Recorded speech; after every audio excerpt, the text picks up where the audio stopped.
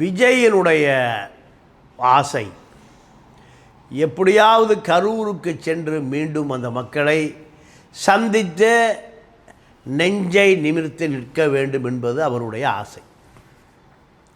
இந்த ஆசையை அவரால் நிறைவேற்றி கொள்ள முடியவில்லை என்பதுதான் இப்போது செய்தி. 20 லட்சம் ரூபாய் அவர்களுடைய வங்கிக் கணக்கில் செலுத்தியாகிவிட்டது.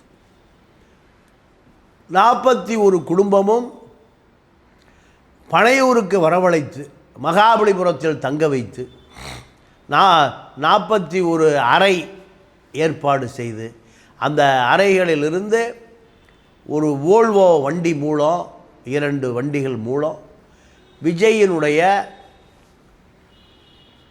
பனையூர் பங்களாவிற்கு பனையூர் பண்ணையாரின் பங்களாவுக்கு அழைத்து வரப்படுகிறார்.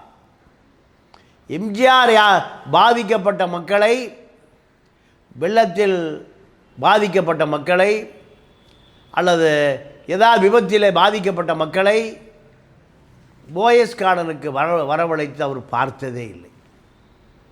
ராமாவரம் தோட்டத்துக்கு வரவழைத்து பார்த்ததே இல்லை.